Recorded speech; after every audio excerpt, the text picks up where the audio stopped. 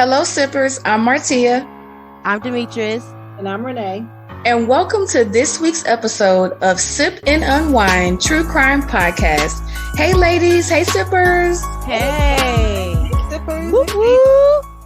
Welcome to True Crime Tuesday, our favorite day of the week. What? How y'all doing? I'm good. I'm good. I just got off work not too long ago, sipper. So I am a little tired, but hey, I'm here for you. All right. I love it. I love that energy. I'm here okay. For you. Well, sippers, if you didn't already know, although we are a true crime podcast, we also discuss many other topics. So please be sure you keep listening after our discussion because we have a few other segments you don't want to miss. That's right. Now, before I begin speaking on this case, I do want to acknowledge the people that these crimes have left a lasting impact on. We want to send our heartfelt sympathy to not only the survivors, but also the loved ones and friends of all the victims we are about to discuss. Okay, ladies, so let me tell the sippers what we're sipping on for this episode. Yes.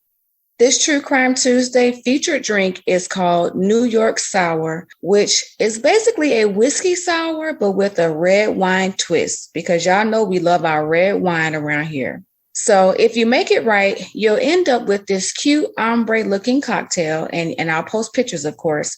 And as always, the recipe details will be posted on our Instagram, Facebook, and Twitter pages. So ladies, do y'all have the little ombre look, or did y'all mess y'all little cocktails up when y'all mixed them? I messed mine up. Okay. I can't never get it right. You know, like I can never do it. Mine came out kind of like the picture, but not quite. Oh, man. But it's still good. It's still good. Okay, it is. All right, ladies. So today's case takes us back to the year 1981 and over to Oklahoma. And I'm going to discuss the case of Wanda Jean Allen. Have y'all heard of her? I have never heard of this case. No. Okay. Wanda Jean Allen.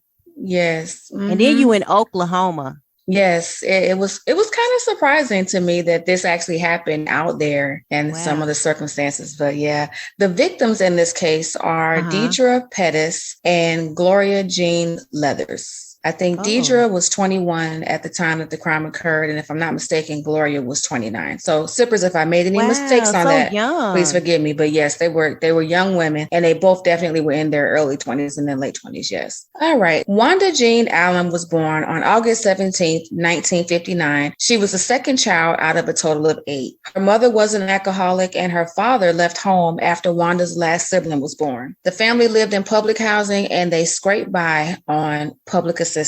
So she was living in poverty growing up. By the age of 12, Wanda was hit by a truck and she was knocked unconscious. Then at the age of 14 or 15, she was stabbed in her left temple during some type of altercation. It was found out that Wanda's abilities were markedly impaired and that her IQ was 69. Ladies, I know we've talked about IQs on the show before, but several times. Yes, but to put it into perspective for our sippers that may have missed it, an IQ of 116 or higher is considered above average and 130 or higher is considered a high IQ. So as I stated, hers was at 69. And it was after she had those traumatic brain injuries that this was discovered. Oh, wow. During this time, doctors also discovered that her left hemisphere of her brain was dysfunctional, impairing her comprehension and her ability to logically express herself, as well as her ability to analyze cause and effect relationships. So there was a lot of impairment that came from those injuries when she was younger. It was also concluded that Wanda was more chronically vulnerable than others to become disorganized by everyday stressors. And as a result, it made her more vulnerable to a loss of control when she was exposed to various stressors. So in other words, that in the short version of that, she has a bad temper, but basically out of frustration because of her brain function. That's my summary. And not to make an excuse for Wanda's behavior, but I just wanted to give some background information about her childhood and some of her medical diagnosis. So by the time Wanda was 17, she dropped out of high school. In 1981, Wanda was sharing an apartment with with 21-year-old Deidre Pettis, who was a childhood friend turned girlfriend. Wanda also had a boyfriend, though. So on June 29th, 1981, the two women got into an argument and Wanda shot and killed Deidre. In a confession later on, Wanda stated that she accidentally shot Deidre from roughly 30 feet away because Deidre's boyfriend came into the picture and he was trying to shoot her. So the altercation happened when the two women were at a hotel and Deidre's boyfriend came upon the scene. Some type of dispute broke out, and Wanda's claim was that she was basically trying to defend herself, but in turn, Deidre was shot and killed. Forensic evidence would later find inconsistencies with Wanda's story, but in particular, a police expert believed that bruises and powder burns on Deidre's body indicated that Wanda had pistol whipped her and then shot her at point blank range. So not from those 30 feet that Wanda had initially claimed, and it didn't look like it was any type of self-defense at all. In my personal opinion, after kind of reading this case, is that perhaps Deidre's boyfriend was maybe trying to save his girl, because there was some type of triangle there. And maybe he knew, okay, Wanda has a gun. She's acting crazy. Let me go ahead and try to defend my girl. And that just didn't happen. Anyway, despite all the evidence, prosecutors cut a deal with Wanda and she received a 4-year sentence in exchange for a guilty plea to a manslaughter charge. 4 years for taking somebody's life. Yes, 4 years for taking somebody's life. Wow. Yeah, that's crazy, isn't it? That's it. Like, geez. But yeah, so she was sentenced to 4 years, which is really crazy because she only served 2 years of that 4-year sentence. What did she actually serve? Wow. Yeah. So sad. So in essence, in my opinion, Deidre did not receive justice for losing her life that day. No way.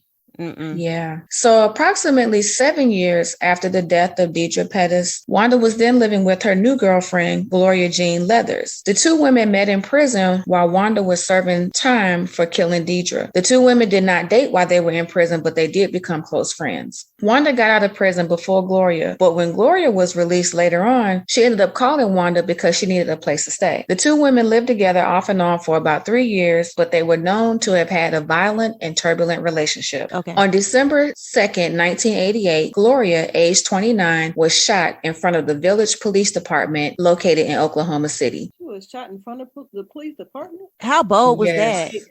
Yes, very bold. Wow. Very bold, yes. 15 minutes before the shooting, the two women were involved in a dispute at a grocery store. A city officer escorted the two women, both Wanda and Gloria, back to their home so that Gloria could collect her belongings and leave the house. Wanda asked her to stay and attempt to work out their problems, but Gloria refused. So as the women were trying to figure out things and Gloria was trying to leave the house to go out to her car, Wanda followed her, and on the way out, she grabbed a garden rake and she ended up hitting Gloria in the face with it. Now, mind you, Gloria's mother came by the house when she heard about the dispute because she said, okay, let me go pick up my daughter. So she goes over there to give Gloria a ride, and she's a witness to some of this altercation that transpired. Once Gloria got in the car with all her belongings, like a maniac, Wanda gets in her car and follows behind them, claiming that she was simply trying to catch up to Gloria to just beg her not to leave. Gloria's mother drives her to that police station, but when they get to the parking lot, Wanda gets out of her car and starts walking towards Gloria and her mother. Gloria's mother, who was a witness, said that the two women exchanged words and Wanda returned back to her car, grabbed a gun, and then she walked back over towards Gloria with her hand underneath her sweatshirt. Gloria's mother basically said that once Wanda got up close to Gloria, she took the gun out and shot her daughter in the stomach.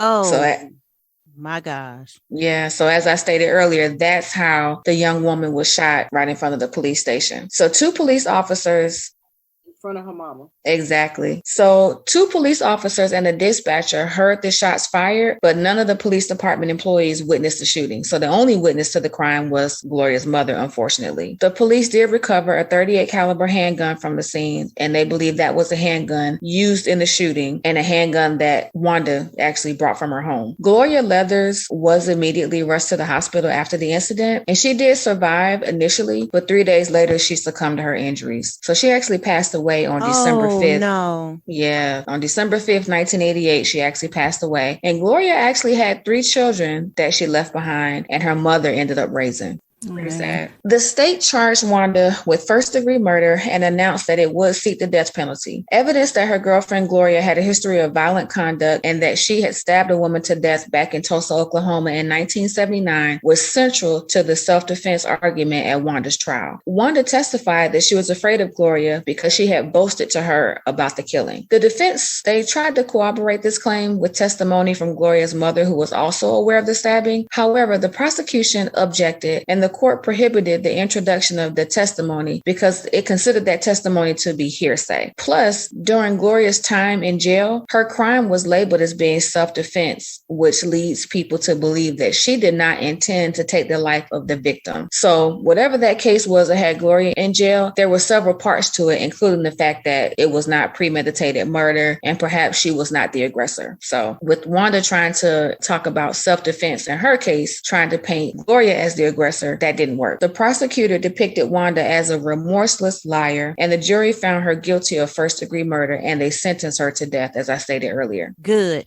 During the punishment phase for the prosecutors, they argued that Wanda should be sentenced to death because she had been previously convicted of a felony involving the use or threat of violence. They also claimed that she was a continuing threat to society and that she committed the murder to avoid arrest or prosecution. The jury found that the first two aggravating circumstances did exist in Wanda's case. Her defense presented numerous mitigating circumstances, including a good relationship with her family, fear of the victim, and good work habits. But at the end, none of that really worked out in her favor. In the sentencing phase, the prosecution presented testimony on the circumstances of the death of Deidre Pettis and compared the previous crime to the death of Gloria Leathers. In the 1991 affidavit, Wanda's defense lawyer, David Presson, stated that after the trial, he did learn about Wanda's low IQ when she was around 15 years old, which the low IQ placed her just within the boundaries of a mental retardation category. So according to both the psychologist who analyzed Wanda and an examining doctor, they both also recommended a neurological assessment because she did manifest symptoms of brain damage. Before this discovery, the lawyer stated he did not search for any medical or psychological records or seek expert assistance for use in Wanda's trial. A psychologist conducted a comprehensive evaluation of Wanda in 1995 and found clear and convincing evidence of cognitive and sensory motor deficits and brain dysfunction possibly linked to an adolescent head injury. So mind you, all of this testing and everything was going on to try to reduce Wanda's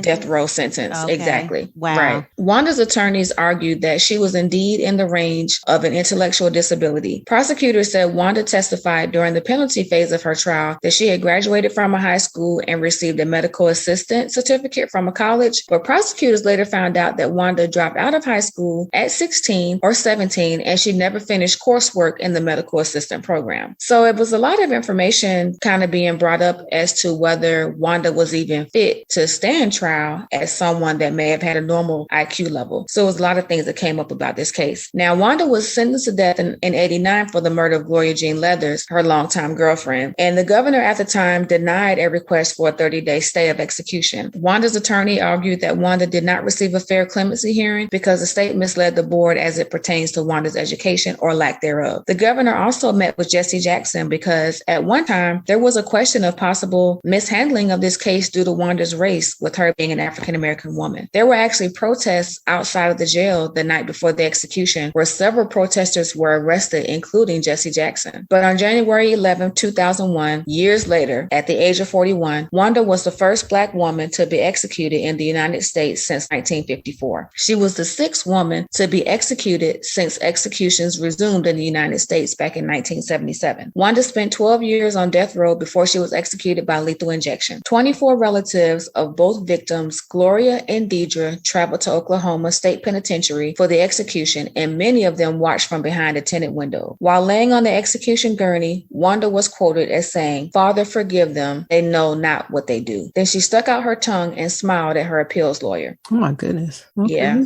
really, really strange. Yeah. Wanda made several appeals during her time on death row, and her final appeals, as well as the last 3 months of her life, were chronicled in the documentary, The Execution of Wanda Jean, that was made made back in 2002 by filmmaker Liz Garbus. So there are many discussions and stories about this case online, and I pretty much gave you all the short version. And there's also a final interview that can be found, I think, on YouTube that Wanda did while she was on death row. Now, before I close the book on this case, I do have a question for you ladies. Do you think that people with a low IQ should be held accountable at the same level as others with a normal IQ when it comes to prosecution for crimes and sentencing for crimes? I'm going to say if you can pick up a knife or a gun, yeah, you should be held accountable the same way. Mm-hmm. Oh, no. What about you, Renee? Oh, no, I'm thinking like if you are like, I don't know what's the word, clinically retarded. Mm-hmm. Or, that was the word that was used in the resources. Here. Like, yes. I don't think death would be the answer, but I would say to put you in a facility, to keep you away from people, because I wouldn't just have you out there just because, you know, you're diagnosed with whatever, you don't get charged. No, you're still getting charged, but you getting charged and you should just be away from people. Right. You're still locked up, but not death. Right. Because I thought about that too. Because when people are proven to be, is it temporary insanity or whatever? There's certain things that you can be, I guess, diagnosed with and you end up in the mental institution forever. Yeah. But then when it comes to like low IQ, it's kind of like, okay, why wasn't that the case for her? Mm-hmm. Especially with this diagnosis, it came about when she was a teenager, you know? So, but yeah, I kind of thought about that. And I've always had mixed feelings about the death penalty, but that's just my personal thoughts, is that I feel like the person should just be in jail and just suffer with their thoughts. But I know that not everyone in prison is even thinking about the crime. Like some people just literally don't have any remorse, you know? Yeah. Right. But I almost feel like sometimes the death penalty is the easy way out. I don't know. That's, you know, so when you get injected or you have the electric chair, I'd be wanting them people to like sit in there and like really suffer with their thoughts or whatever. But that's just me, because of course you do have some family members and loved ones that do want the death penalty to be in place. So I'm not against it. I just have mixed feelings about it. But then when it comes to people just having a low IQ, but at the same time, you're out here in the world, you're dating, you're living, you're not on medication. Right. Yeah. So yeah, I think there's a slippery slope there when it comes to prosecution. And I think it could be like to the extent of their crime, as far as like gauging the IQ level for most that have a low IQ. You know, what is the extent of their crime, or what was the reasoning for their crime? You know, was it self-defense? Mm-hmm. Was it just straight murder? I mean, anger, were you in a heat of passion? You know, all that got to come into play as well, because I don't see her as being like self-defense as the attorney was trying to use. Exactly. Now that I'm reflecting back on hearing this case and remembering what I knew from years ago. Mm-hmm. Yeah, I don't see that either. But I also was wondering, I know that criminals get weapons all the time, but I was just kind of like, okay, where did that gun come from? Like, why did she have possession of a gun? And then I was wondering too about the women that she was dating. Were they aware of her intellectual deficits? You know, did they have an idea that perhaps she, you know, was lacking in that area? Yeah. So anyway, a lot of questions I have. Right. But yeah, so my sources for this case were Wikipedia and Murderpedia. And I think it's time to go ahead and close the book on the Wanda Jean Allen case. Yeah, unfortunately. Yeah. It's just sad that they put her to death, but I mean, she did kill somebody, you know, so. Right, exactly. With these cases, you really have to think about the state, like the state, the county, you know, what are the extent of their laws? Because be careful where you commit crimes, people. It's the part of you giving them a warning to be careful where they commit crimes. I'm giving you a warning instead of encouraging people not to commit crimes at all. I know, right? Let's just make sure you do it in a state that won't kill you. You know, it may be the wife that get up and go, I'm going to kill him today. You know, you be careful. You know, rethink that, because some states are a little stricter than others. I'm just going to say that. Just saying. I think if you're going to crime, you're going to crime. you know, no one's going to sit back and think, wait, let me make sure I do this in the right state. Right. Exactly. You better. Unfortunately. All right. So now that we're done with that case, I've got a missing persons case that I would like to cover. Okay. We've been doing this podcast for a little over a year, and almost since the beginning, I've kind of had this missing persons case on my radar, but it's so many intricate details to the circumstances surrounding this young girl's disappearance. I wasn't sure if I wanted to cover it. Have either of you heard of the case of Relisha Rudd, a young girl missing out of DC?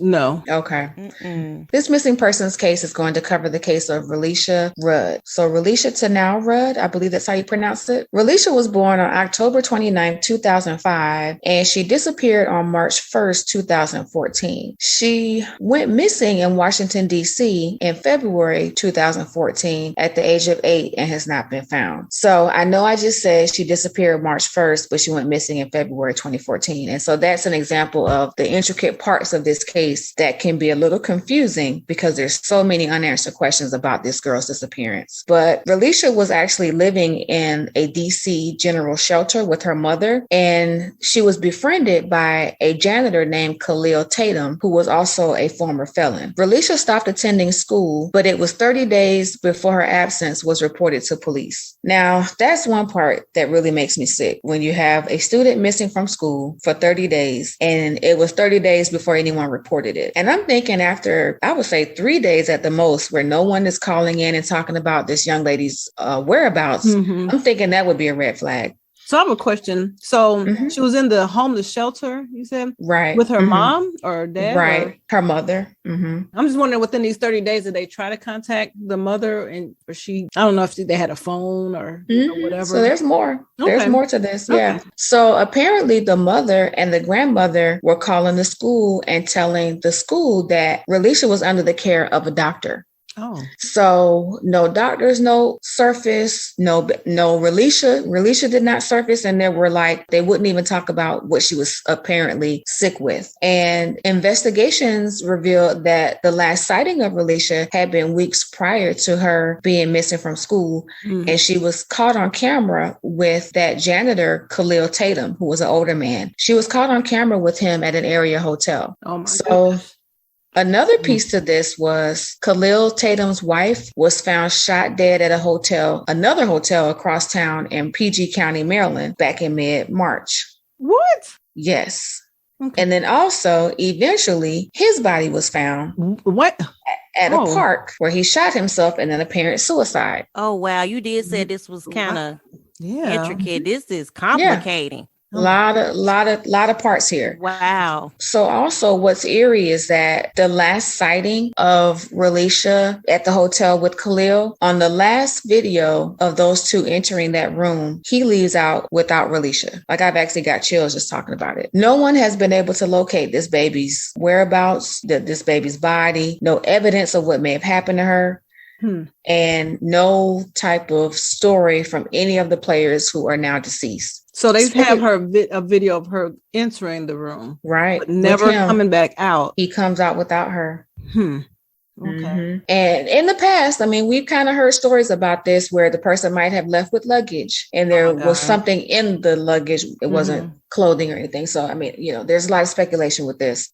But also part of the speculation is that, like I mentioned, Khalil Tatum's wife was found murdered. And speculation is that he killed her because she knew something. And then he killed himself because, of course, he was the last person that knew where Relisha was. And still lots and lots of questions pointing to Relisha's mother and grandmother, because again, they kept saying that Relisha was under the care of a doctor where she was actually with Khalil Tatum, and they knew that. So Relisha, this sweet young girl, she's been missing for 8.5 years. And this case received little coverage outside of the DC area. I just came across the case a few years back on YouTube. And when I started to do these missing persons cases, this is one, like I said, I kept thinking about it, wanting to do it and everything like that. I just never covered it, and I'm covering it now. But it's a pretty sad story. I'll post some additional details. But yeah, this one, I just, it's so much I have that goes through my head every time I've seen this story. Right. Because like I said, so many people have covered it, but unfortunately there's no real updates to the story. So where is the mother and the grandmother at this point? Yeah, that's my question. The grandmother and mother, the last time I saw a report about them, they were still living in DC and denying that they denied any knowledge of Relisha's whereabouts. And they also denied handing her over to the Tatum fellow that she was seen with, because people speculate her mother sold her for sex trafficking. I wasn't going to get into all of that, but people speculate that she was given to this man or sold to this man for the purpose of sex trafficking or a sex slave type of situation. But again, that is rumors. That's alleged. There's no evidence to support that. Could be possible though. Right. It is. Oh my gosh. So yeah, pretty sad. And I hope that someday justice is served for Relisha Rudd, because regardless of any of these circumstances being true or false, she is missing and she still has not been found. And whatever may have happened to her, she did not deserve that as an innocent young girl. Right.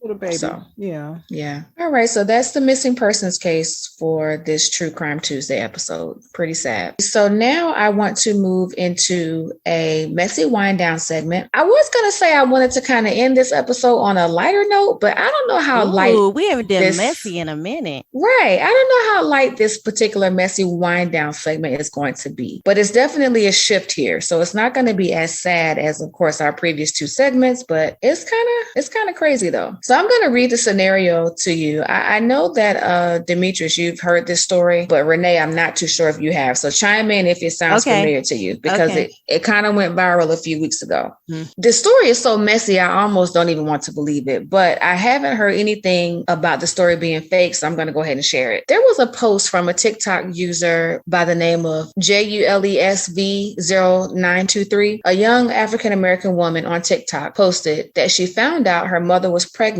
with her boyfriend's baby while she was on a girls' trip to Mexico. So the young lady looks like she's in her early 20s, but I was not able to verify her age, but she's young.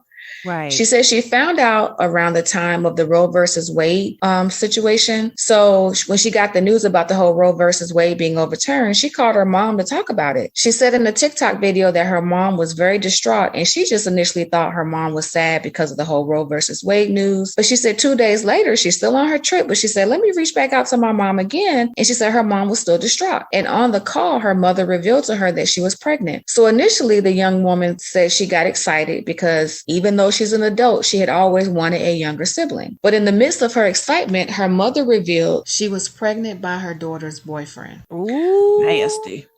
Right. Messy. Mm-hmm. Mind you, the young woman was still on her trip to Mexico, partying with her friends. And she said in her TikTok video, she was a little drunk when she made that call to check on her mom. So the video that I saw initially stopped there. So I'm all like everybody else in the comments was like, wait a minute, sis, you gonna just leave us hanging like that? Like, what's the rest of the story? So my partner here, Demetrius, she done went and found the tea. Yes. Girl. That's what she's known for. Right, exactly.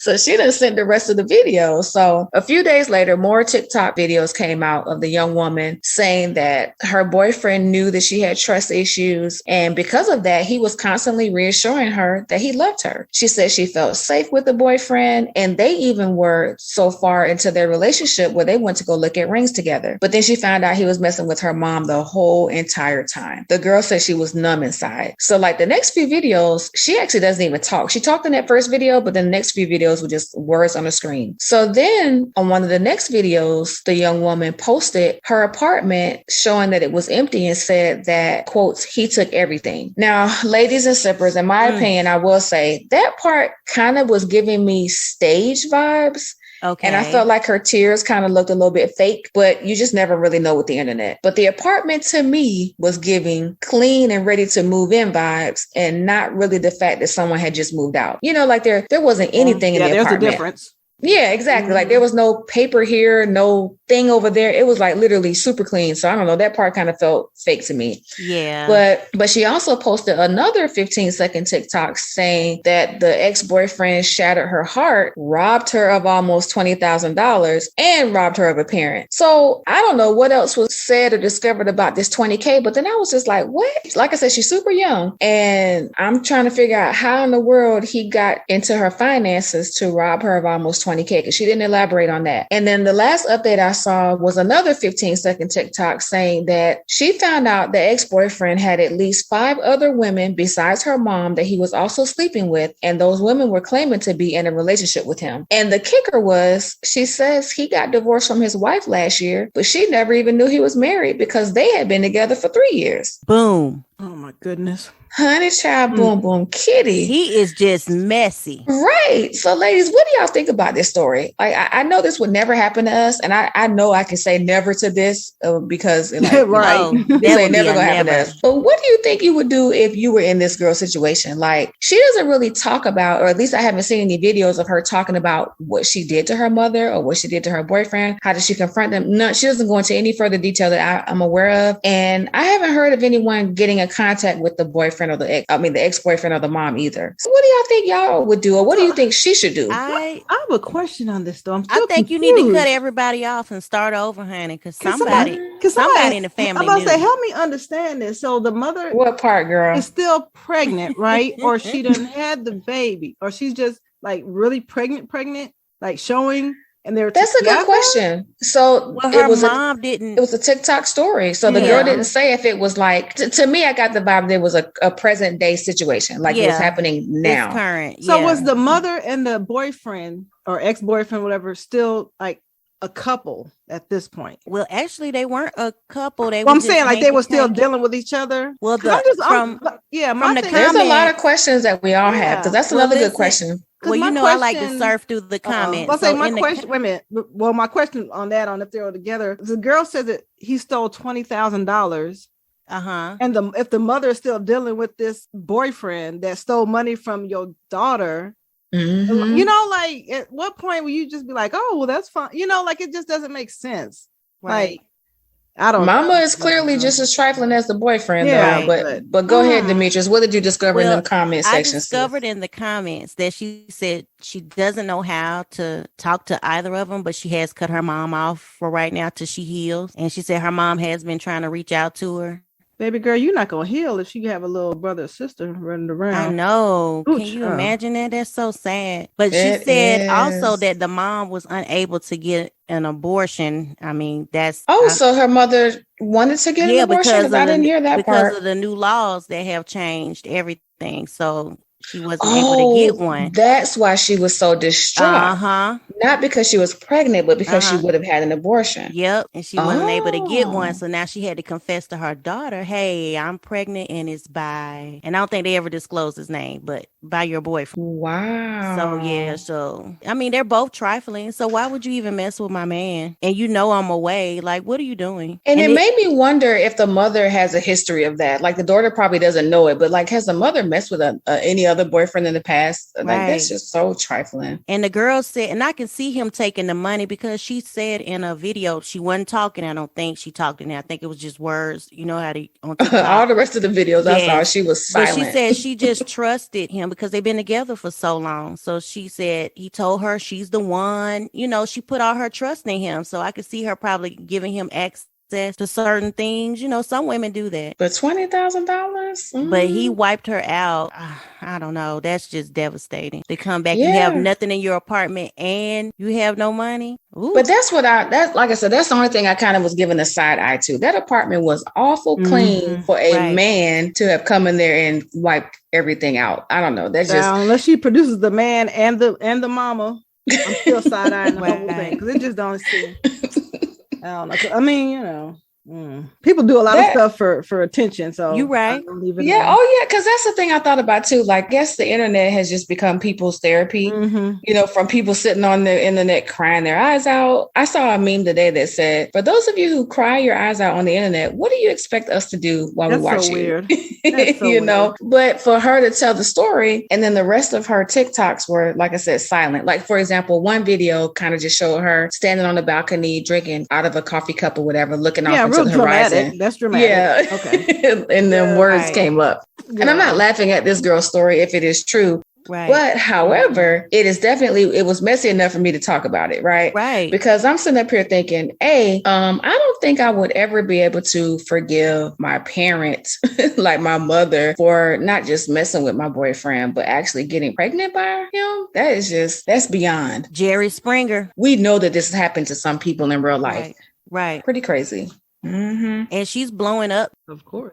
I would have had so much tequila. Right. Crazy. So yeah, and I'm pretty sure that ruined her trip. I mean, I don't know how many days she had left after that second or third day of talking to her mom. I don't know how many days she had left on her trip, but I'm pretty sure that ended it. But yeah, so that leads me into another quick, messy wind down. Oh, we get a double dose? Okay. Yeah, but this one is more so, y'all are funny. This one is just more so, I don't know how much of a discussion piece it's going to be, but I just want to know if you heard it. So there was a video that went viral a couple weeks ago where this young man was doing street interviews, and an African-American woman comes up to the mic and he asks the woman what was the wildest thing she did sexually. Oh my God. Or something to that nature. Yeah, you already know where I'm going with this. So the woman says that she was chilling with this guy she was seeing, and the guy's mother was, I guess, at the house as well. And the man asked his mother to perform fellatio on him. So the interviewer says, what? The man's mother gave him head? So he said, well, what did you do after the mother gave her son head? And she says, I performed fellatio on him after she did. So... my mouth dropped. Yes. You know, I really want to talk graphic, but I try to watch how I talk on this show. Yeah. But I try. We're going to have a sipping on wine after dark. Yeah, we do. We have to have a sipping on wine after dark. After dark. But I was just really, if I could use the word flabbergasted, I mean, because I'm like, is it his stepmother, his play mother? I was so disgusted because the woman who was mother, she did, but she also seemed excited about telling this experience to the audience. Right. You know what I'm saying? Like, I feel like that's one of them stories that you just take to the grave. You don't even talk about it. Like only you, right? Don't nobody, the person know, right? Right. But if they tell the story, that's on them, and you can deny it. Right, there's no pictures. Exactly. You weren't there. You missed it. And my thing is, you know, you're being recorded, right, to go viral. So what are you saying? And then you have your face shown. Well, clearly, it worked. Oh my gosh. Man. So anyway, it's this one story after another that is just, I don't know, it's been a lot of different things, from those monkeys going crazy to, I don't know, all kind of other things as well. So, but anyway, ladies and sippers, on that note, I think that it's safe to say we're going to go ahead and conclude this week's episode. Sipping on Wine True Crime Podcast. I really love this episode. It was good. Yeah. Wow. True Crime Tuesday, our favorite day of the week. Right. So sippers, please make sure you share this episode with your friends. Follow us on all social media platforms so you can be the first to listen to our new episodes that get posted every single Tuesday. All right, ladies. Like, comment, share, and subscribe. Sipping on wine everywhere. All right, ladies. Thank you so much for hosting this episode with me. All right. We hate to leave. But we got to go. Gotta go. All right, bye, ladies. Bye, ladies. Sippers. Bye, sippers. Bye. Demetrius did it right. I did it right. I worked hard on that.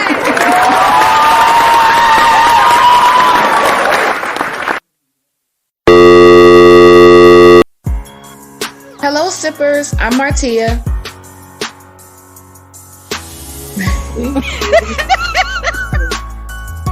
Not the one that always fusses at us for not. Why in my head I was like, turn. But tell me, it's me in my head. It's me, and I didn't say nothing. Okay, one more again. I'm sorry. All right.